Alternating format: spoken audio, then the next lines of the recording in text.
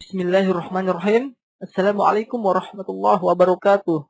Kembali lagi dengan channel Salsa Masih Studio. Jangan lupa subscribe, share, like, komen untuk memberikan kami masukan.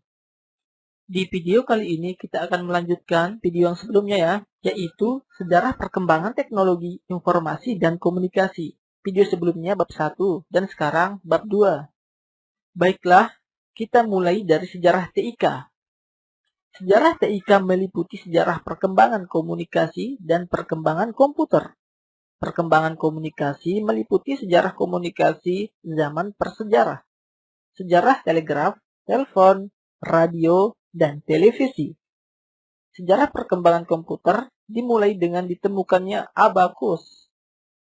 Apa itu abakus? Abakus juga disebut sempoa, yaitu alat hitung yang terbuat dari kayu dengan beberapa manik-manik. Ini merupakan kalkulator paling kuno di dunia karena telah digunakan sejak berabad-abad lalu. Pada saat ini, abakus atau sempoa kembali populer dipelajari untuk membantu anak-anak mengerjakan soal matematika di luar kepala. Selanjutnya, kalkulator. Perkembangan kalkulator. 5.000 tahun yang lalu ditemukan abakus, lalu tahun 1642 ditemukan kalkulator roda 6 rig oleh Blaise Pascal.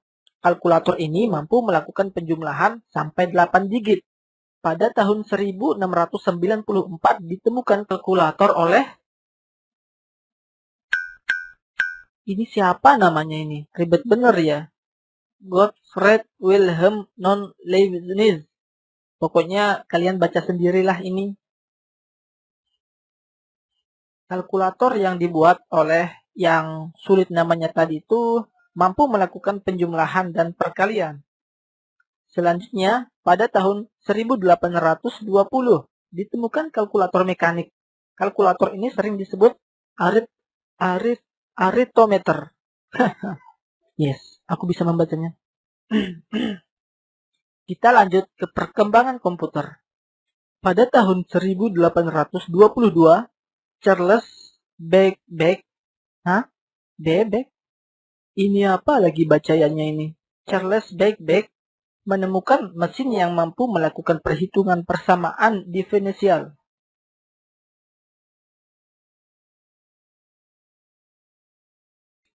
Terus, pada tahun 1889, Herman Hollerith menemukan mesin yang mampu mempercepat perhitungan sensus penduduk di Amerika.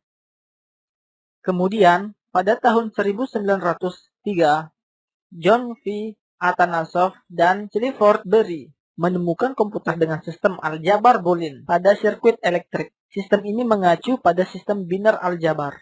Selanjutnya, pada tahun 1931, Vannevar-Bush menemukan kalkulator yang dapat menyelesaikan persamaan diferensial. Kita lanjut ke generasi komputer. Komputer generasi pertama. Komputer generasi pertama ini dibuat untuk membantu Perang Dunia Kedua. Ukuran fisik komputer generasi pertama ini lebih besar daripada generasi komputer yang selanjutnya, sehingga generasi pertama ini memerlukan ruang yang luas. Selain itu, membutuhkan daya listrik yang besar. Prosesnya pun kurang cepat. Hal ini dikarenakan komputer generasi ini dibuat hanya untuk menyelesaikan suatu tugas tertentu, sehingga kode binernya pun berbeda-beda. Komputer generasi kedua. Komputer generasi kedua ini umumnya mempunyai ukuran lebih kecil daripada komputer generasi yang pertama. Hal ini dikarenakan tub vakum yang biasa digunakan dalam komputer generasi pertama digantikan dengan transistor. Pada masa ini, bahasa pemrograman mulai bermunculan. Selanjutnya, komputer generasi ketiga. Pada komputer generasi ketiga ini, transistor yang biasa digunakan pada komputer generasi kedua diganti dengan sebuah chip. Chip ini mampu memasukkan banyak program. Selain itu, memungkinkan komputer menjalankan berbagai program-program yang berbeda-beda secara serentak. Komputer generasi keempat.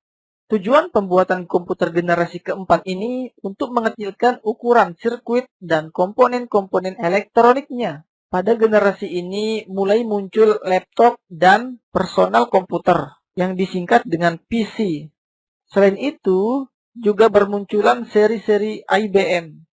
Dan yang terakhir, komputer generasi kelima.